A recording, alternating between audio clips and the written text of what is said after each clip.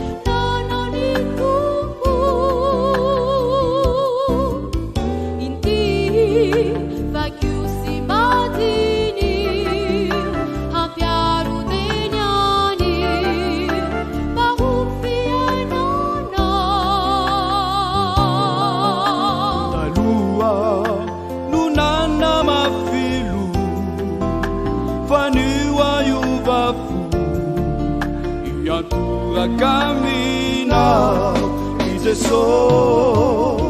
Avafekyu Etuana Tempana Nifukufa Tenirikula Sano Nitenena Nuhiurina Kwampuko Bahupande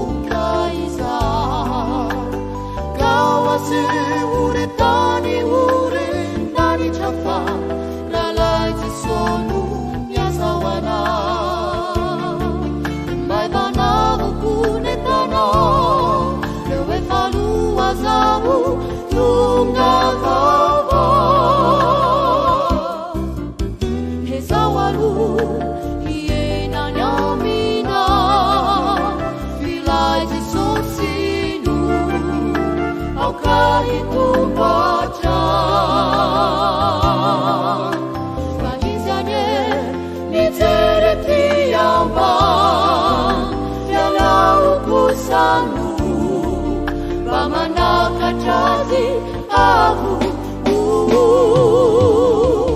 Avafekyu Etuana Tempana Nifukufa Tenirikula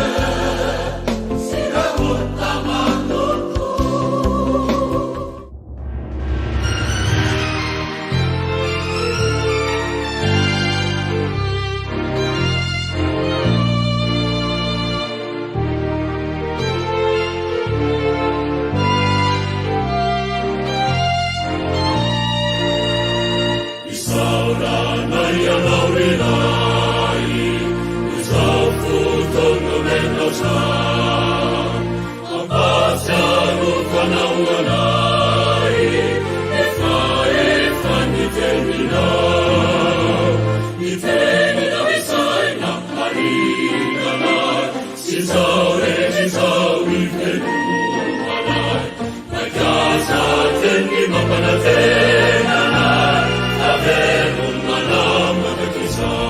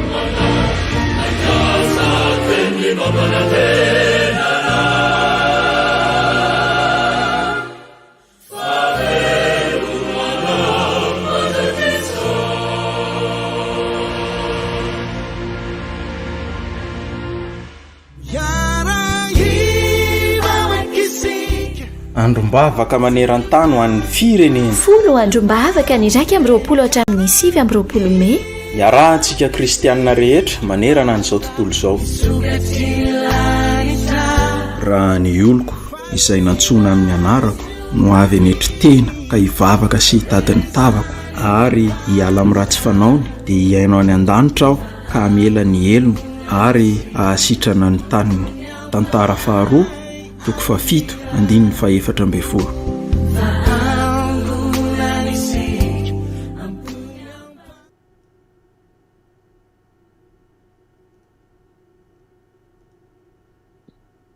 faly miarabantsika rehetra amin'ity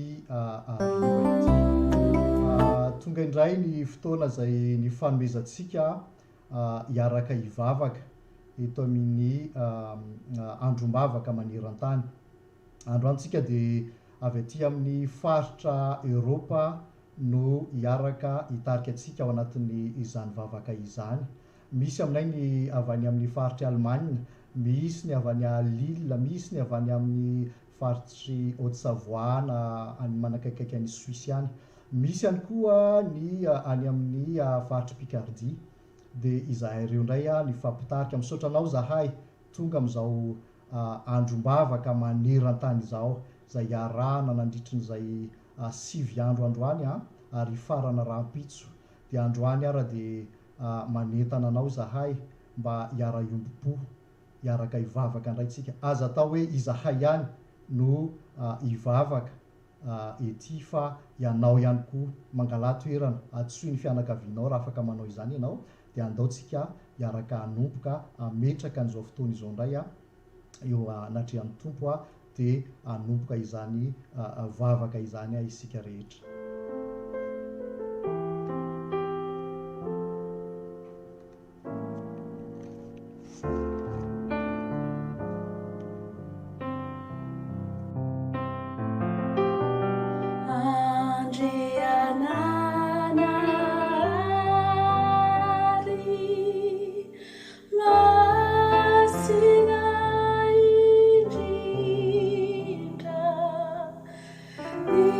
Yeah.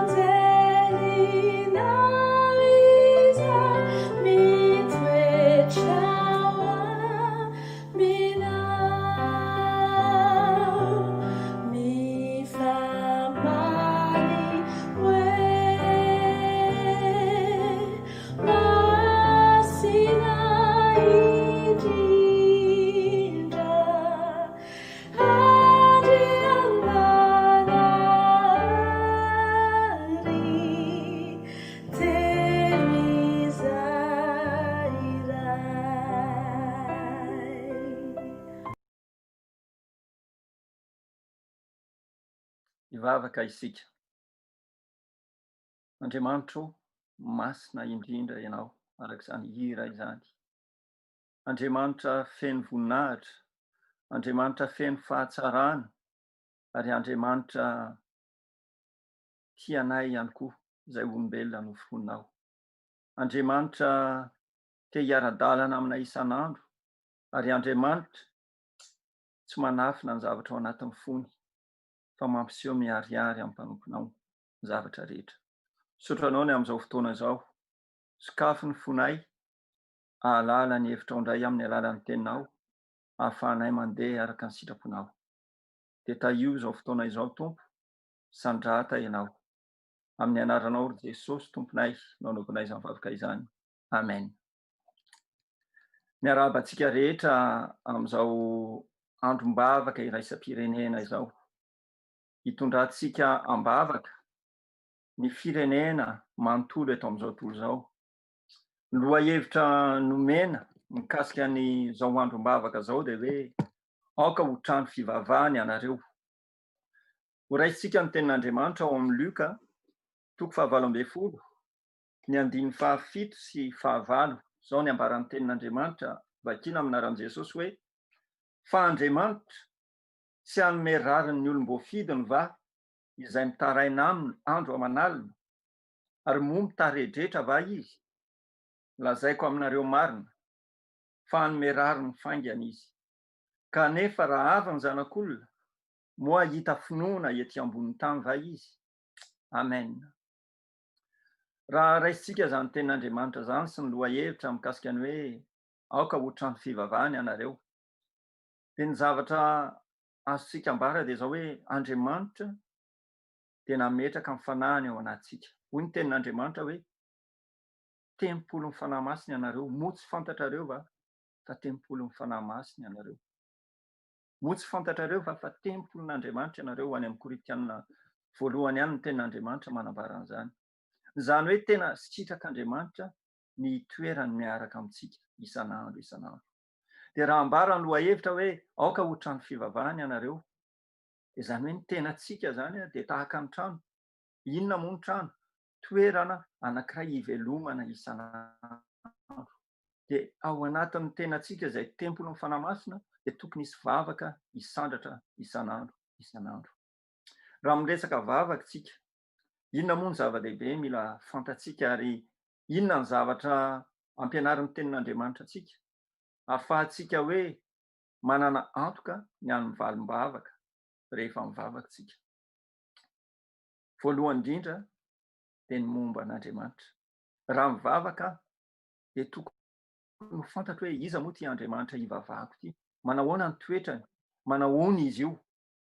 Dia izany indrindra no ambaran'ilay tenin'Andriamanitra vakiantsika atao amin'ny Luka 7:12 teo, ny 5-7. Iny tantara iny moa dia manambara an'ilay fanoharana nataon'i Jesosy mikasika an'ilay ilay mpitondra tena na herinangataka, na ilay mpitsara tsy marina moa izy ny sasany ihany koa. Izany hoe misy olona avy nangataka zavatra, mitady rariny mandrakariva atao amin'ilay mpitsara. Dia ny afaran'ilay tantara, leo ilay mpitsara satria mandrebireby azy foana ilay olona, dia na dia tsy mena maso olona zao izy dia omeko rariny ihany ity olona ity mba tsy hanahirana loatra. Dia teo Jesosy nanambara hoe Andriamanitra anie manoatra lavitra noho izany toetran'ilay mpitsara izany. Moa ve tsy hanome rariny ny olom-boafidiny izay mitaraina aminy isan'andro izy. Toetran'Andriamanitra izany dia Andriamanitra manome rariny izay mitaraina aminy. Izany hoe rehefa tsointsika Andriamanitra dia mamaly vavaka izy. Mila azontsika izany rehefa mivavaka tsika, satria anisan'ny fenitra voalohany ahafahantsika manana antoka ny amin'ny valim-bavaka izay raisintsika rehefa mivavaka tsika. Fa raha andeha lavidavitra tsika momba n'io Andriamanitra io rehefa mivavaka tsika, dia misy fampianarana nataon'i Jesosy. Raha ny natona an'i Jesosy ny mpianatra, ny teny hoe mampianara anay hivavaka. Dia izao ny tenenin'i Jesosy tamin'izareo hoe raha mivavaka nareo, hitantsika izany ao amin'ny Luka 7:12, raha mivavaka ianareo dia manaova toy izao ray eo. Ny Andriamanitra izay ivavahantsika dia ray. Manana dada sy neny daholo tsika tsirairay avy. Dia Andriamanitra ny fifandraisany amintsika dia tia no tahaka izany, tahaka ny fifandraisan'ny ray sy ny zanaka. Ny ray dia feno fitiavana ny zanany. Ny ray mahafantatra izay zavatra rehetra ilainy ny zanany. Ny ray manongila tsofina mandrakariva miain'ny zanany. Na dia misy fotoana azy izy reraka, ka rehefa tonga eo akaikiny eo ny zanany, mangataka zavatra aminy, miresaka zavatra aminy, dia miaino izy. Satria ny fony dia feno fitiavana ny zanany. Ka raha mivavaka tsika, dia tian'Andriamanitra ho fantatsika fa raitsika izy. Ary tiany hanatona azy tahaka ny zanaka tsika rehefa mivavaka eo anatrehany. Ny ray sy ny zanaka, ny fifandraisana dia tsy misy elanelana, tsy misy fampiafahafana, tsy mila manao fangatahana taratasy fotsy dia mila manao ohatra hoe voninahitra ho hanina, zanakao no mangataka lalina aminao. Fa miteny tsotra fotsiny ianao rehefa manatona ny dadanao mangataka zavatra. Afaka antsoinao izy hoe ray eo, dado. Dia zany toetran'Andriamanitra zany ahafahantsika manana antoka hoe raha mivavaka aminy dia hiaino ahy izy. Ny toetran'Andriamanitra ihany koa izay nampatsiahivo amin'ny mpanao salamo ao amin'ny salamo 7:1 izay haintsika tsara. Dia izao no ambarany, vakiko amintsika ilay izy ao amin'ny salamo 7:1 manomboka amin'ny 5:9. Izao ny ambaran'ny tenin'Andriamanitra momba an'Andriamanitra hoe: mamindra fo sy miantra Jehovah, mahari-po sady be famindrapo. Tsy mandahan-teny mandrakariva izy, na mitahiry fahatezerana mandrakizay. Tsy mba manao amintsika araka ny fahotantsika izy, na mamaly atsika araka ny helontsika, fa tahaka ny avon'ny lanitra ambony tany no haben'ny famindrapony amin'izay matahotra azy. Tahaka ny alavitry ny atsinanana amin'ny andrefana no alavitry ny esoran'ny fahotantsika amintsika. Tahaka ny fiantran'ny ray sy ny zanany, ny ray ny zanany no fiantran'ny Jehovah izay matahotra azy. Amen. Zany toetran'Andriamanitra daholo zany.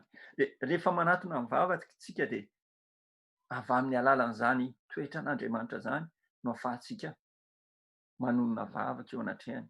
Mivavaka anie efa fantatsika, inona moa? Resaka ifanaovantsika amin'Andriamanitra. Tahaka anao miresaka amin'ny zanakao na ianao miresaka amin'ny dadanao raha zanaka ianao, dia fifandraisana tsotra, feno fitiavana, feno firaisapo, izany no tian'Andriamanitra iainantsika. Ary Andriamanitra dia manome antoka atsika. Raha mivavaka tsika, tsy hoe mivavaka amin'ny rivotra fotsiny, fa misy antoka ananantsika ao anatin'izay vavaka ataontsika.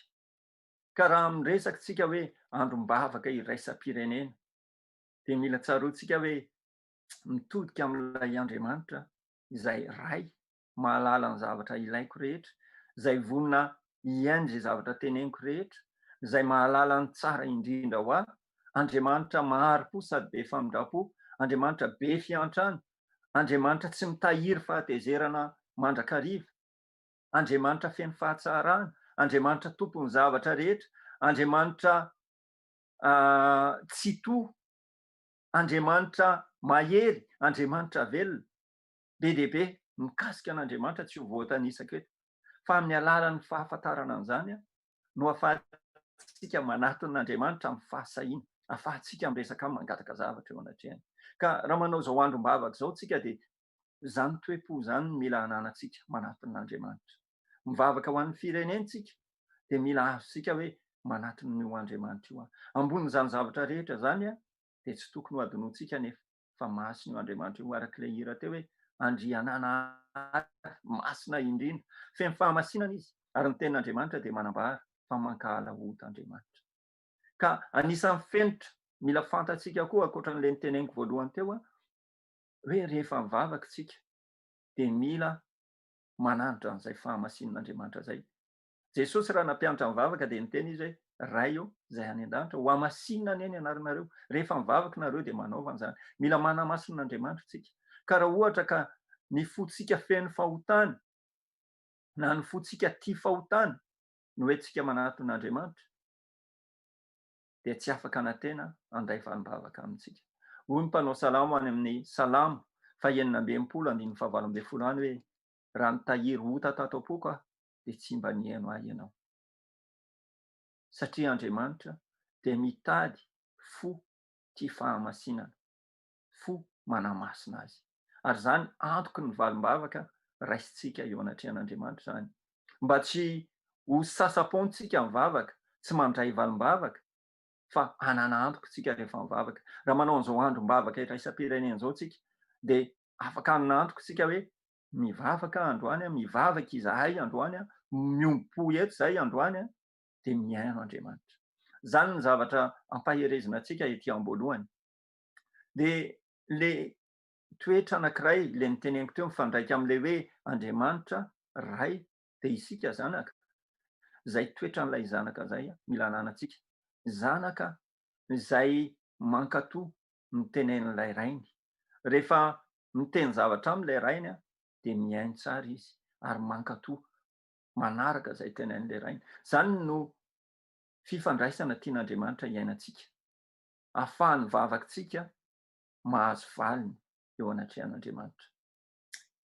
Ary hitantsika izany ny toetran'i Abrahama. Abrahama mivavaka ho an'ny toerana izay nisy azy, tanàna izay nisy azy, tanàna tena ratsy, fantatsika ny tantaran'i Sodoma sy Gomora. Fa noho ny fahalalana ny toetran'Andriamanitra izay dia sanjoro Abrahama dia nanaton'Andriamanitra izy dia niady varitra teo anatrehan'Andriamanitra izy. Izao ny toetranao Andriamanitra dia miady varitra eto anatrehanao hoe aoka tsy ho ravany ity tanànan'i Sodoma sy Gomora ity. Raha mba misy olona 500 marina dia ho ravanao ve ny tanàna? Dia niady varitra izy 70, 30, 20, 10. Satria akaiky ny fon'Andriamanitra izy. Fanerasera amin'Andriamanitra izy, fantany ny toetran'Andriamanitra. Zany zavatra zany no azontsika atao raha mitondra mbavaka ny firenentsika.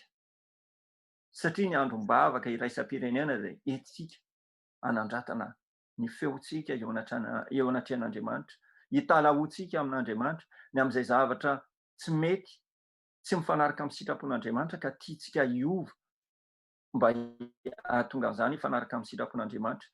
Androm-bavaka ataontsika ahafahan'ny tanin'Andriamanitra miasa, ahafahan'ny anaran'Andriamanitra misandratra amin'izay toerana tsy isandratan'izany anaran'Andriamanitra zany, ahatonga amin'ny fon'ny olona hibebaka.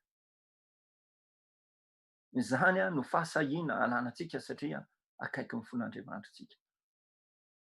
Ny zavatra anankiray ampianarin'ny tenin'Andriamanitra antsika koa, ao amin'ny Petera 1:2-5-10, fampatsiahivana fotsiny tenin'Andriamanitra efa haintsika daholo. Tenin'Andriamanitra dia manambara fa isika dia fanjakam-pisorona. Lohahevitra ny tenenina teo dia hoe aoka ho trano fivavahana ianareo. Dia ampifandraisiko amin'ilay hoe isika fanjakam-pisorona. Izaho sy anao izay nandray an Jesosy, izay tena nanolo tena ho an Jesosy, nanaiky an Jesosy, ho tompo sy mpamonjy azy, dia tonga fanjakam-pisorona. Inona moa ny asan'izany mpisorona zany? Izany mpisorona zany anie mpanelanelana eo anatrehan'Andriamanitra, mitondra ny fahotan'ny vahoaka eo anatrehan'Andriamanitra mangataka famelan-keloka. Ary Jesosy efa maty noho ny fahotantsika, Jesosy noho ny soloheloka tamin'ny nahafatesany teo anaty fijaliana. Fa ny anjarantsika sy ianao anatin'izay fanjakam-pisorona izay dia ny mivavaka. Ka mila mandray andraikitra an'izay ny kristianina rehetra, izay olona rehetra tena nanolo tena ho an Jesosy amin'ny maha-mpisorona izay, mivavaka, mangataka famelan-keloka, mitondra ny fanatitra eo anatrehan'Andriamanitra. Fanatitra velona ankehitriny hoy izy ny tenin'Andriamanitra any amin'ny Romanina 12:12. Atoloro ny teninareo ho fanatitra velona. Izany ny fisoronana mila ataontsika, mitondra ny vavaka eo anatrehan'Andriamanitra, ary mila ataontsika isan'andro zany. Mila hifampaherezantsika kristianina ary fantatsika tsara ny tenin'Andriamanitra. Raha miresaka tsika hoe vavaka ho an'ny firenena, efa nampatsiahivina teo foana hoe tantara 2:7-5:12. Raha ny oloko izay nantsona tamin'ny anarako.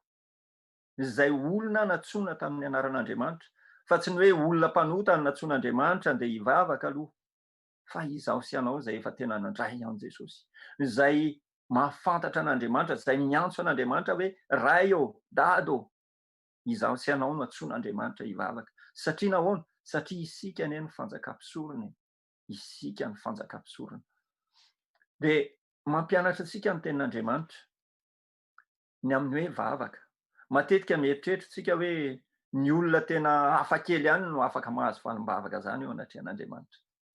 Fa any amin'ny Jakoba 5:7-7, raha mampatsiahy ny tenin'Andriamanitra ny amin'ny tantaran'ny Elia, tamin'ny Elia nanoloana ny mpaminany bala, nanao fanamby tamin'ny mpaminany bala mba hisehoany izay Andriamanitra tena izy. Dia zao ny ambarany any amin'ny Jakoba hoe Elia ozy izy dia olona tahaka atsika ihany, tahaka anasy anao. Tsisy zavatra hafakely tamin'ny Elia fa tahaka atsika sy anao. Fa rehefa nivavaka izy ozy izy dia niatona nandritra ny 3 taona ny orana. Fa noho ny avy eo rehefa nivavaka indray izy dia nirotsaka ny orana. Izany hoe olon-tsotra tahaka atsika, fa olona manana ny fanahin'Andriamanitra, olona tena nandray an Jesosy, olona tena manaiky an'Andriamanitra ho rainy, olona tahaka izany mananatra vavaka dia mamaly vavaka Andriamanitra. Tsisy zavatra mila hoe tsy maintsy manana an'izao sy izao ianao zay vao afaka mihaino vavaka anao Andriamanitra. Fa manana an'izay toetra, mandray an'Andriamanitra ho tahaka an'izay izay, mandray an'Andriamanitra ho akaiky ny fony. Izany ahafahantsika mahazo valim-bavaka. Resahana izany rehetra zany satria mila fantatsika fa rehefa mivavaka tsika dia tsy mivavaka foana araka ny teneniko tery aloha, fa manantena valim-bavaka.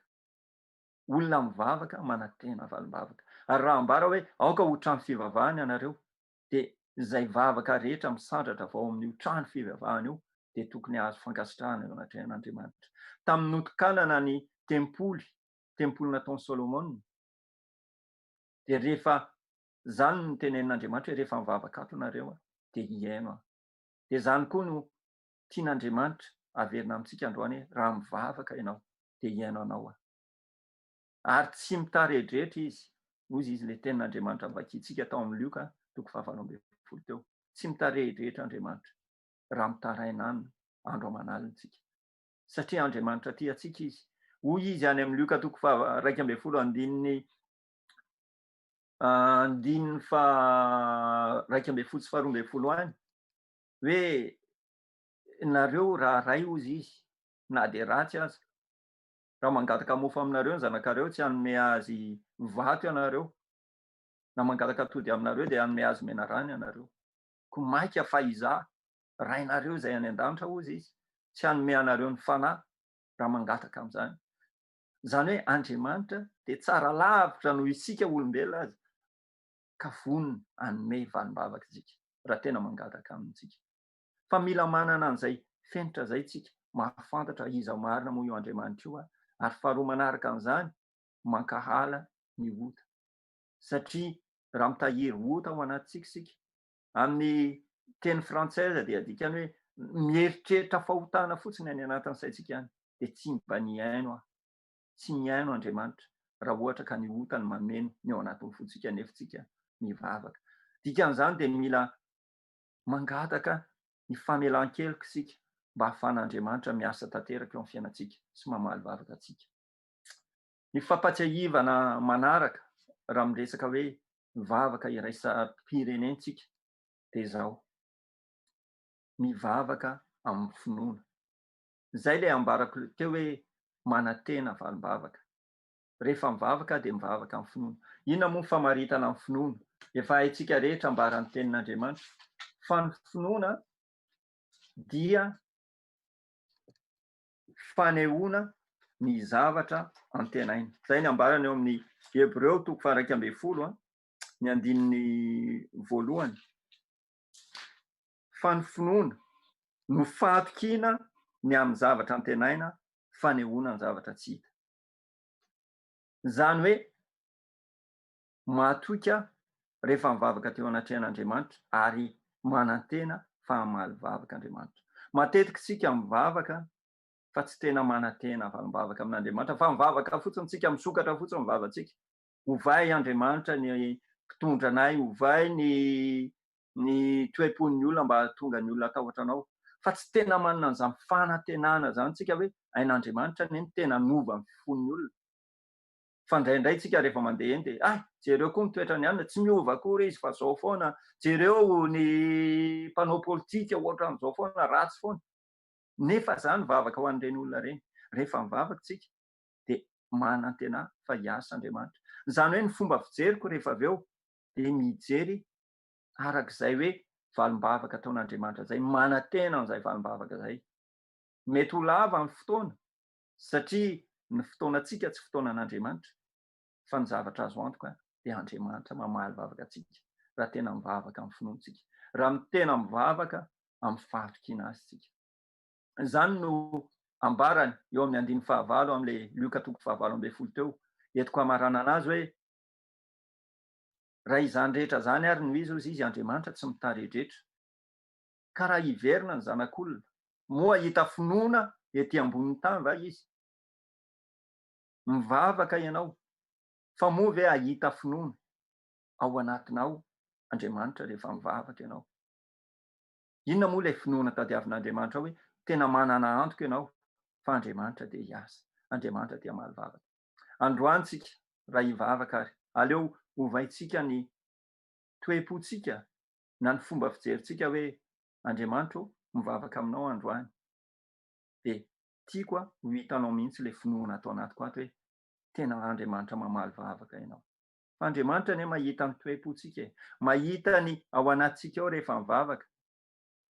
Ny zavatra tenenin'ny vavantsika mety hen'ny olona, fa ny ao anatin'ny fontsika mety tsy tena arak'ilay zavatra mivoaka eo amin'ny vavantsika. Fa mampahery antsika androany hoe andeha isika amfanaraka ny zavatra tenenin'ny vavantsika sy ny zavatra ao anatin'ny fontsika ary ao anatin'ny saintsika ho zavatra iray manambara ny finoana an'Andriamanitra, manambara ny fahatokiana an'Andriamanitra, izay Andriamanitra tsara, Andriamanitra masina, Andriamanitra mamaly vavaka, Andriamanitra tsy mitaredraetra ny merariny izay mitady azy. Ary noho izany, rehetra izany no mahatonga an'Andriamanitra mampirisika antsika hoe mandondona, mitady fa izay mandondona no voana ho ny ten'Andriamanitra ao amin'ny Luka 1:20 izy manambara an'izany. Izay mitady no ahita, dia andeha isika hanana fahatokiana tanteraka an'Andriamanitra, fa hamaly vavaka Andriamanitra. Ary manambara aminao asako milaza an'izany hoe tsy zava-poana ny vavaka sandratsika, fa mihaino vavaka Andriamanitra raha mitady azy amin'ny fotsika manontolo izy. Isika Andriamanitra tsy manafina ny zavatra ao anatin'ny fony amintsika. Tahaka ny nataony tamin'ny Abrahama, andravany Sodoma sy Gomora Andriamanitra dia tsisy nafenin'Andriamanitra ne nambarany tamin'ny Abrahama zany. Raha ho avy ny safodrano, tsy nafenin'Andriamanitra tamin'ny Noa satria olona tiany Noa. Ankehitriny koa raha manambara ny tenin'Andriamanitra hoe hiveriny Jesosy, izy zavatra be lehibe hitranga, dia tsy hafenin'Andriamanitra zany. Ka izany no anton'izao androm-bavaka iraisam-pirenena ataontsika zao, ahafahantsika mijoro eo anatrehan'Andriamanitra hoe Andriamanitra tsy nafeninao ny zavatra izay hitranga, dia ndreto izahay mivavaka amin'ny fahatokinanao sy amin'ny finoananao tanteraka. Ho amintsika rehetra anie ny Tompo, ary ho feno finoana amin'ny fontsika, dia hoy ny tenin'Andriamanitra hoe mivavaha mandrakariva ka aza mitsahatra. Tesaloniana 2:5-9.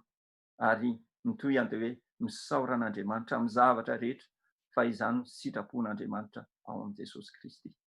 Ho amintsika rehetra anie ny Tompo. Amen.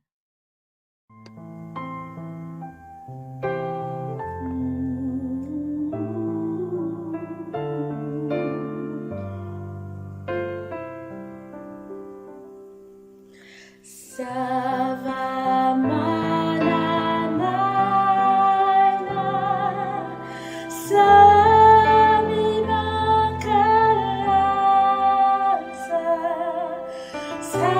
di mana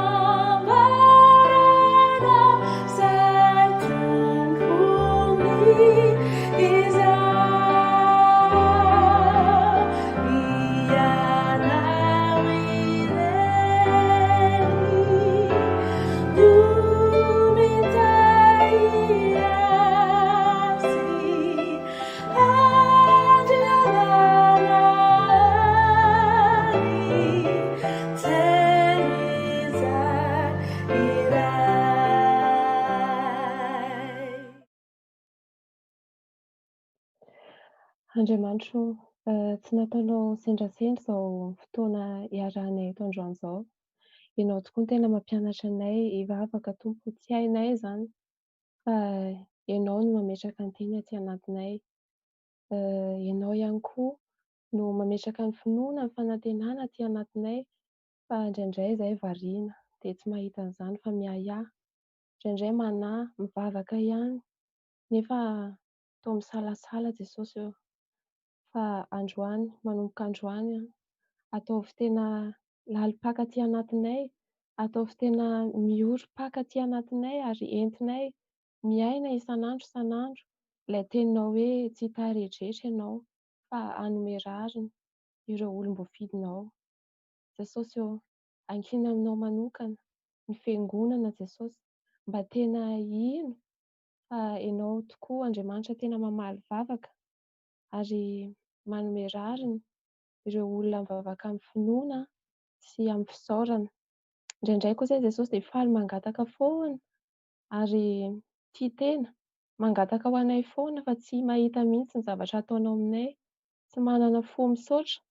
Indraindray dia menomenona. Jesosy eo, ampitoero aty anatin'ny fonay izany fanantenana sy fisaorana izany ao anatin'ny vavaka mba tena hino tokoa izahay fa Andriamanitra mahery ianao, Andriamanitra mahay zavatra rehetra ianao ary n'inon'inona zava-miseho, n'inon'inona zava-mitranga eo amin'ny fiainanay Jesosy dia hanome rariny anay ianao ary tsy avelanao angozohozo izahay, tsy avelanao alahelo, tsy avelanao kivikivy fa na ao anatin'ny olana ary na ao anatin'ny aretina ary na ao anatin'ny fitsapana dia ho asehonao aminay ny fahalebiazanao.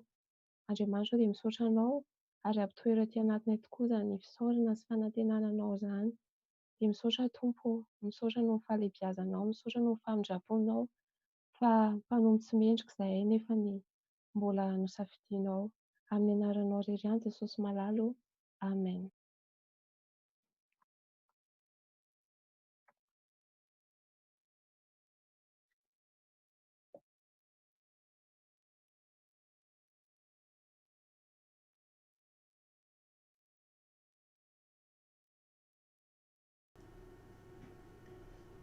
Vola toizantsika ihany vavaka mangataka ny Jenia avy any Allemagne ihany indray tsika novian'izany vavaka izany ka ataontsika izy activer ny micro-any.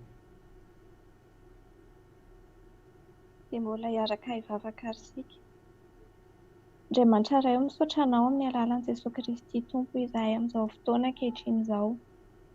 Misaotra Tompo malala fa lehibe ny fitiavanao ary tsy takatry ny sainay ihany koa ny fomba fiasanao aminay satria tianao izahay Tompo hifandray aminao mandrakariva ary tena tianao Tompo hanana fifandraisana manokana aminao izahay izay nantsoinao, izahay izay novidianao.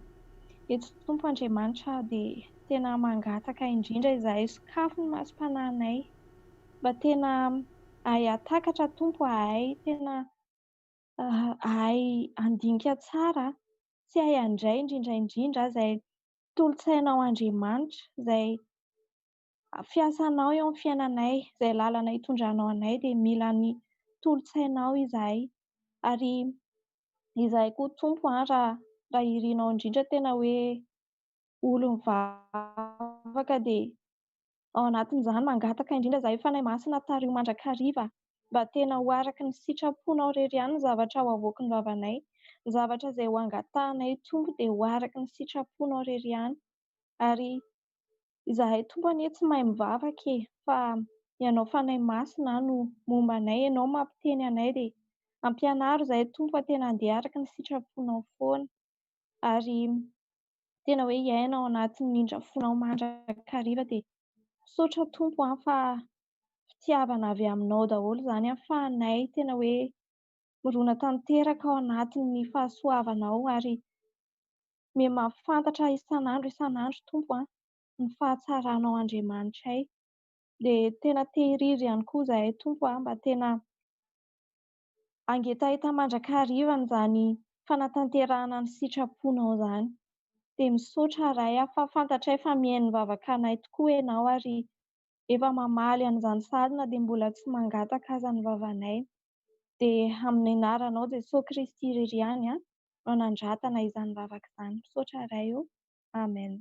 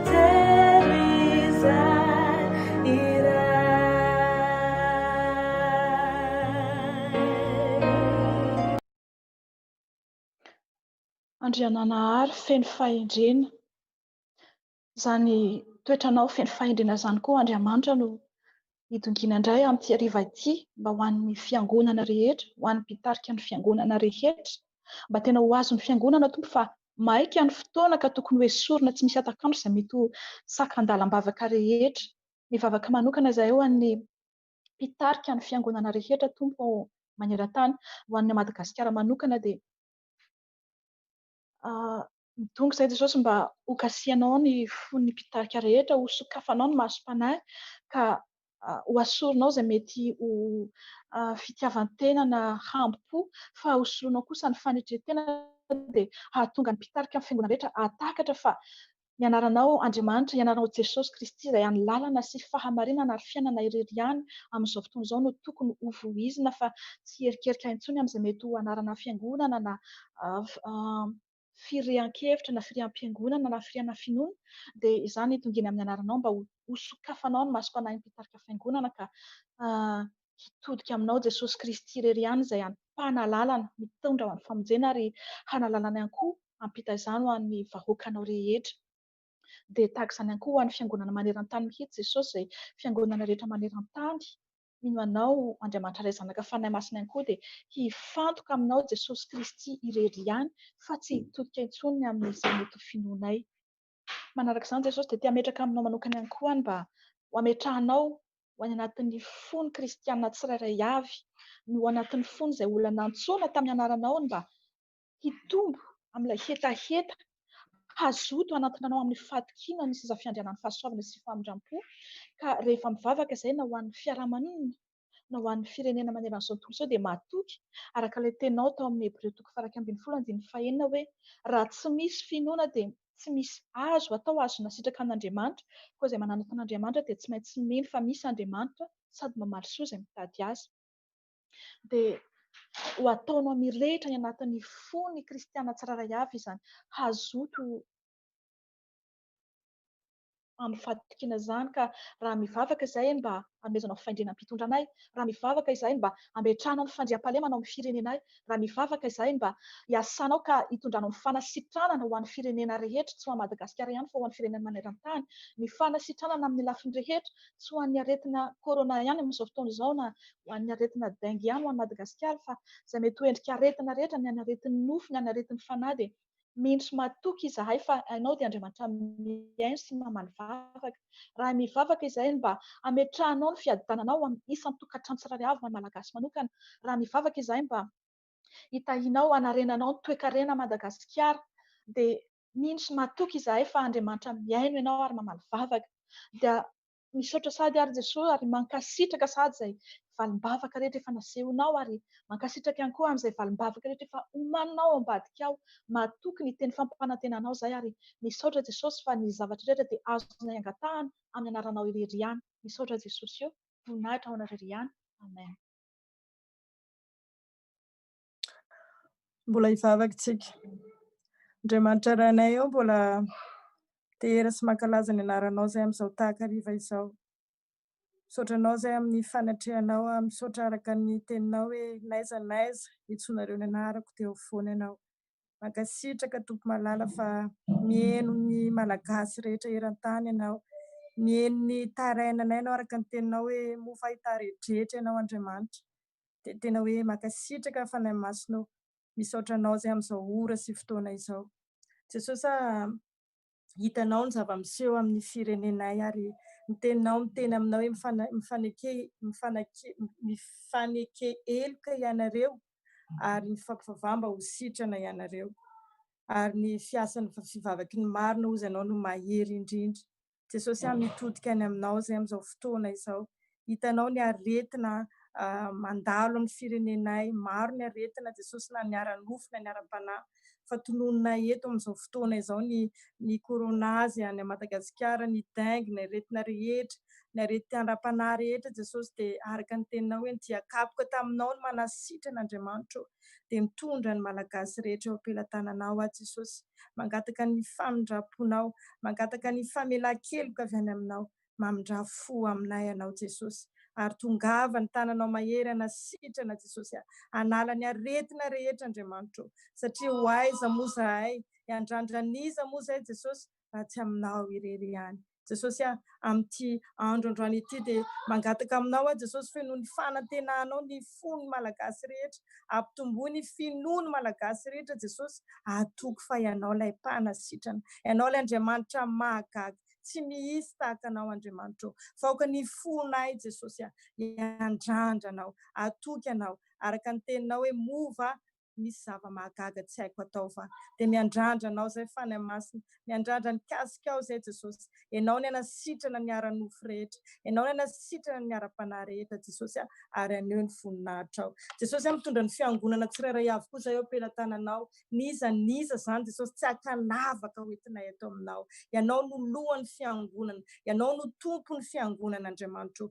Dia tena hoe ampiraiso fo, ampiraiso saina ny fiangonana rehetra Jesosy satria aoka hivavaka mandrakariva ny fiangonana tsy ho reraka Andriamanitra fa hitohy Jesosy, atoky anao mandrakariva Andriamanitra, hijoro Jesosy ary tena hoe anatena fa rehefa mitodika any aminao dia tena hiasa ianao. Fe noho ny fanahin'ny faharetana Jesosy ny fiangonanao hijoro amin'izao andro sarotra izao Jesosy, satria izany Jesosy no andrandrainay, izany Jesosy ny nononay fa ianao no ampijoro ny fiangonana, ianao no ampijoro ny fiangonana, ny olona rehetra ao anatin'ny fiangonanao Andriamanitra, ianao no ampahery an'izany, ny mpitondra ny fiangonana Jesosy omeo ny faharetana avy any aminao araka ny teninao hoe ary mivavaha mandrakariva ao amin'ny fanahy amin'ny fivavahana rehetra sy ny fangatahana ka miambena amin'izany amin'ny faharetana sy ny fangatahana rehetra ho an'ny olona masina rehetra. Jesosy dia tononoko amin'ity alina mangina ity ny fanahy ny faharetana rehetra Jesosy ho an'ny fiangonana tsirairay avy ho an'ny Madagasikara. Mba hijoro Jesosy hampatokinanao ka tsy herikerika fa tena hoe ho feno fahatokinanao. Ka ianao Jesosy no aneho ny voninahitra ao ho an'ny firenenay. Dia misaotra Jesosy ho anao ny tera, ho anao ny asa, ho anao ny voninahitra mandrakizay. Aleluia, amen.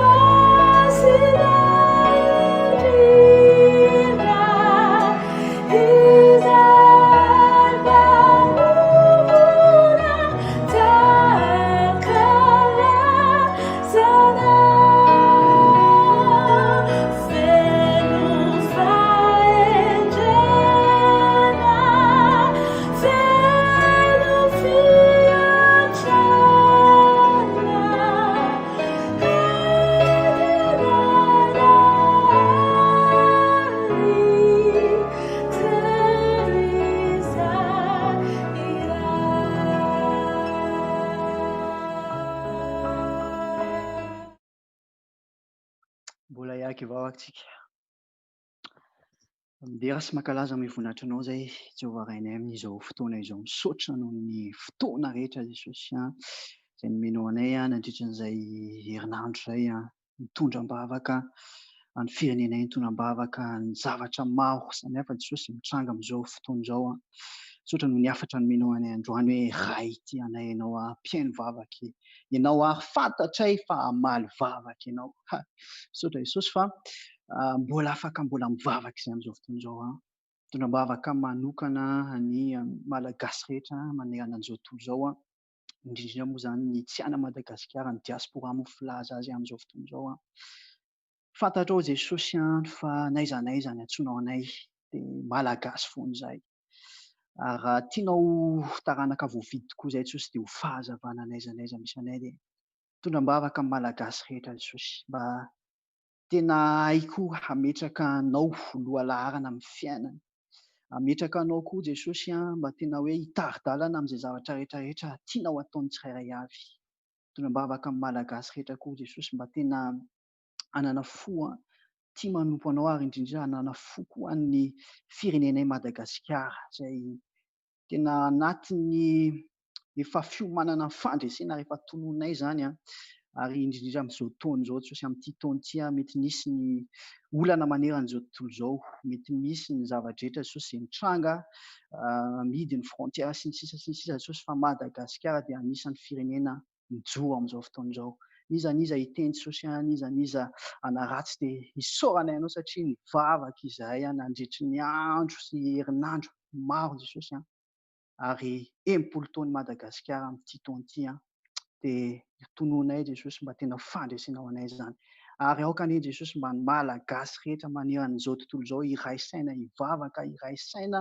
hanona an'izany fandresen'ny Madagasikara izany amin'ity taona 2020 ity amin'ity 80 taona indépendance ity Jesosy dia aok'izay Jesosy iray fo tsy hijery intsony ny samy fiangonanay sy ny fiainanay tsirairay avy indraindray ny malagasy indrindra Jesosy ny aty andafy aty dia indraindray ohatry ny hoe satria aty milamina dia aty izany ny fiainana dia aty izany ny atao izao sy ny izao samy manana ny lalany ny tsirairay Jesosy ary samy manana ny sitraponao ny tsirairay tena hoe aok'izay iray saina ho an'ny firenena malala anay izay tany niavianay ary mpandresy ianao Jesosy amin'izany firenena izany mpandresy koa ianao Jesosy n'aiza n'aiza misy malagasy antsoinao satria malagasy izay dia ho fahazavana izay satria zanakao satria manompo anao ary tena hanana an'izany fiainana fahazavana miaraka aminao izany Jesosy dia misaotra fa voatonona daholo ny vavaka rehetra nandritran'izay herinandro izay mbola faradoboka karaha-pitsy Jesosy dia mbola fandresena lehibe miaraka aminao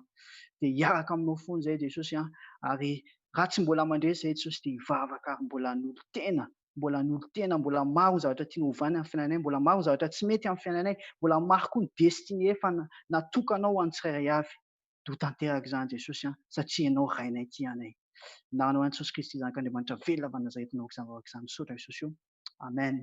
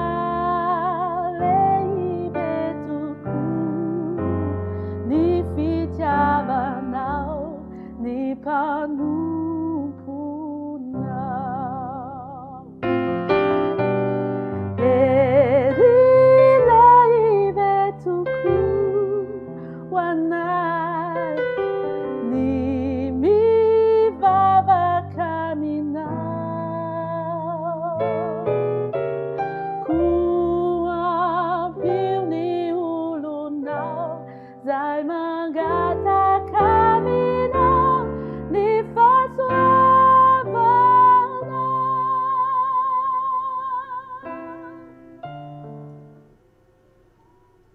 tena miara-misaotra an'Andriamanitra isika noho ny fahatanterahany fotoanandroany.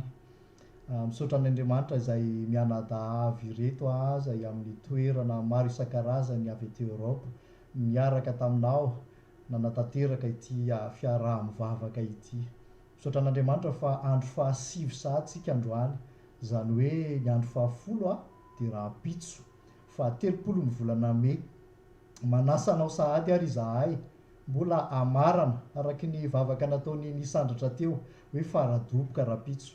Rapitso ny fotoanantsika dia amin'ny 5 ora Madagasikara na 17 heures any Madagasikara zany ny arahantsika indray miara-manandratra fiangonana maro samihafa no hiaraka anatanteraka n'izany fotoana izany, dia oman'ny fianakaviana rehetra, atsovin'ny fianakaviana rehetra fa rapitso amin'ny 5 ora.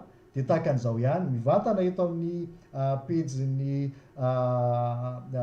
Global Day of Prayer izay manana ny page Facebook, mivantana ihany koa amin'ny pejin'ny Mampely Baiboly sy ny mpiara-mamaky ny Baiboly, mivantana eto amin'ny pejin'ny Ikamafy sy Fiderana sy ny YouTube, ary mivantana ihany koa amin'ny radio Vaovao Maso.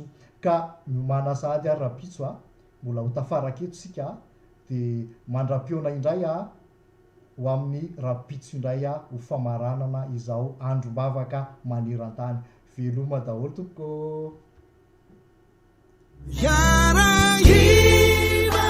Renareo teo androm-bavaka maneran-tany ho an'ny firenena. Folo androm-bavaka ny 20 hatramin'ny 20 May. Iarahantsika kristianina rehetra manerana an'izao tontolo izao.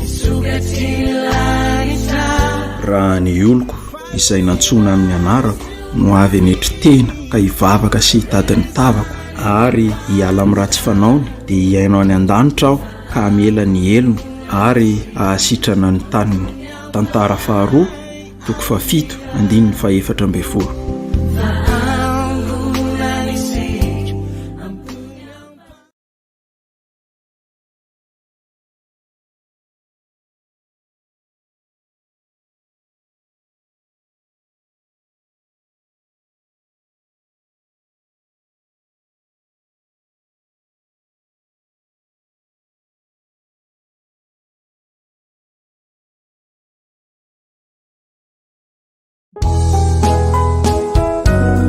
Ary tady ianareo ndia ho hitanareo araka-tsahanareo amin'ny fonareo rehetra. Jeremia 7:17. Global Day of Prayer.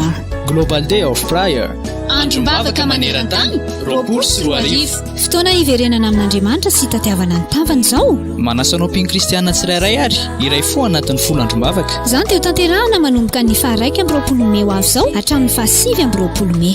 Isatrany ny fiombonantsika mivavaka isaky ny 9 ora alina. Ho tarihany isa-paritany izany ary azonao arahana mivantana eo amin'ny pejy Facebook ny Mampely Baiboly, mpiara-mamaky ny Baiboly, ny Ikamafy sy Fiderana ary eto amin'ny onjam-peo.